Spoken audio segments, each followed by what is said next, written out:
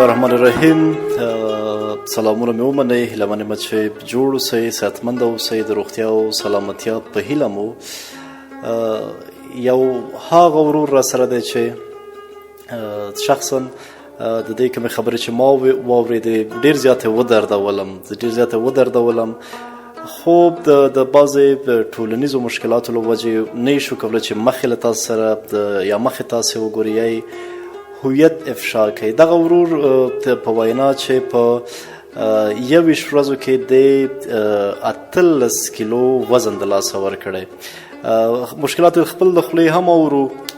وروره که لږ دې راته د مشکلاتو په اړه ووایه، تکلیف دې څه شی دی، څنګه ناروغه شوې او ډاکټران څه وایي؟ ټولو دوستانو ته، ټول زموږ د موزیک د لارې اورېدونکو ته، ټولو ته نیکې هیلې او سلامونه.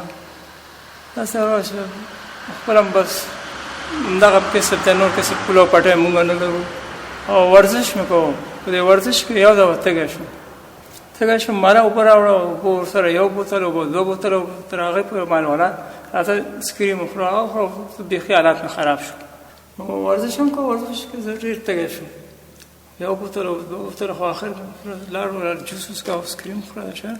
خو په دې کې زه بیخي خراب شوم. کور ته مې چې ځان ورسوه، کابل کې وو. نو کور ماسخوتن و، کور راته ویل مال زه خو ډېر خراب یم. هغه زما په سر اوبه واچول، ما دا اوبه ما چې زه ګنګ شم، بیخي نشم ودرېدلی. نو دې راته ویل چې زه سبا جلال آباد ته ځم. جلال آباد ته چې رالم، دلته مې زما تره دی، هغې ځان سره ویوړم ډاکټر ته چې ویوړم، هغه لابراتواري ټسټونه ورکړو. نو لابراتوار کې ما ته ویل چې ته یو بل ټسټ دی، هغه زه درته کوم او خیر دی په لږو پیسو. ما زه صحیح دی، څه شی دی؟ هغه ویل هغه شکر مرض دی او تور تیړی دی. ما زه صحیح دی، هغه ته وکړه. هغه چې دواړه هغه معاینات یې وکړل چې راته ویل چې ستا تور تیړی هم دی او شکر دی. نو هغه شفاخانه کې لابراتوار کې زما سر چکر راغی، تر کښه کې کېناستم، زر مې کور ته ځان ورسوم. نو کور والا ته معلومات د خوب ولې راغی، ولې ما چې زه وده نه شم، زما به زاره وشوي. ویل ما ته ډاکټر ویل چې ستا شکر، نو هغه ما ته شکر تکلیف دی یا تور تیړی، خدای به دې جوړ کړي. ما د دې ساعت کې زه یو خبرې توان نه لرم. نو زه تر څو چې پېښور ته هغه وخت کې زره لاره ښه وه، پېښور تګ دپاره ما ځان جوړو، هغه جوړو. نو زه پېښور ته لاړم، دوا مې واخیسته. خو چې بېرته رالم، زه په 21 ورځو کې 18 کیلو داسې کم شوم چې ما سره ملګري خبرې نه کولې. ته ما ته ویل ته ستا به بل بیمار دی، کینسر به دي، هغه به. کوروالا مې په ژړا و او بیخي مانه ماشومان چا به ما ته ویل چې خپل ماشوم غږ کې مانه زه ډېر مایوسه کېدم چې خدای دا څه رقم بیمارتیا شو. نو تر اوسه پورې نوی څوک پروګرام ته وړي او نه تېروی شم، خیاطي مې کوه، هغه هم نشم کولی، ماشین مې خرڅ کړی، کور کې چې شی و هغه مې خرڅ کړی، صرف اوس دغه رباب را سره پاتې دی. دا مې هغه بله ورځ یو ملګری دی، هغې ته مې مال دا رباب ما په 15,000 وانه اغسته او په 20 کال یم چې اغسته. نو دا راته خرڅ کړه، زما کور کې مال نور زما توان نشته چې زه ځان ته، یعنې هغه حالت چې تا پې خپل بچو ته رزق ګټه، اوس مجبور یې چې هغه خرڅ کړي. هغه هم خرڅ. کوم خوا د تداوۍ نیت وکړه چې چېرې لاړ شئ، تاوان دې درلود نه درلود؟ خلک خو ډېر راته ویل چې انډیا ته لاړ شئ. ما ورته ما تاسو انډیا وایئ، زه چوک مخابرات هم نشم تللی. پېښور ویزې پسې 3 ځلې لاړم، 2 ځلې خو داسې ووالم چې آخر مې هغه عسکر ته وزر کړم، ما د خدای په لاس ما ووه، ما زه ستا دوان ډکول هغه نه لرم، بیخي لکه پنګړی غوندې داسې مې لاسونه مې داسې شي، که مټ مې وګورې نو بیخي هېڅ شی پکې پاتې نه دی. ما زه د دې حالات ته زما وګوره، ما زه بیخي داسې شوم، ما زما بیخي حالات خراب دی. ما مه وایه د خدای په لاس دونه راته وایه چې کور ته دې لاړ شه، نور را نه شي.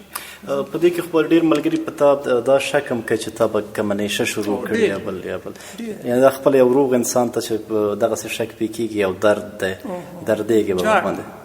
ډېر وخت ژاړم چېرته. ستا د ټلیفون نمبر زه یو څه ویل لرم چې په افغانستان کې د نغمې یو فاونډیشن دی چې هغه د همیش د هغه هنرمندانو لپاره ویلي وو. ما یو مرکه اورېدلې وه چې کوم هنرمندان ناروغېږي، بیا د نغمې فاونډیشن له خوا نه ورسره مرسته کېږي. همدغسې یو د ناز فاونډیشن دی، د فرزانه ناز، چې هغې هم په دې برخه کې او بل که په یو لحاظ فکر وکړو یو انسان دی او دردېدلی دی او زموږ او ستاسې د سترګو په وړاندې مري، یعنې دې ته به هېڅ انسان دا توان او دا حوصله ونه لري چې تحمل یې کړي چې پرېږدي چې دا پرې چې مړ شي. یعنې دغه ورور سره ما خبرې کولو، ډېرې خبرې ورسره ما وکړې. زموږ هدف یوازې د همدردۍ و. خوب استاد به دغسې وخت نه یې تېر کړی، د ښه وخت تېر کړی. په یو وخت کې به یې د هنر قدر و، یو وخت کې به یې شاګردان و، یو وخت کې به د هر چاپ د هر هنرمند دې ته اړتیا وه. اما نن چې دا مجبوره شو، زه فکر نه کوم که هېڅ څوک ورسره غنډېوالي وپالي، که هېڅ څوک د دې هغه درد ته لاس ورکړي، که هېڅ څوک دې ته یو د زړه ډاډ ورکړي. استاده ته د ټلیفون هغه نمبر ووایه چې همیشه خلاص وي، که خدای وکړي دغسې یو څوک پیدا شي چې تا ته د پاکستان د ویزې په برخه کې همکاري وکړي، تا سره د تداوۍ په برخه کې همکاري وکړي، تر څو ستا بچي خوار نه شي، تر څو ستا بچي بې پلار نه شي.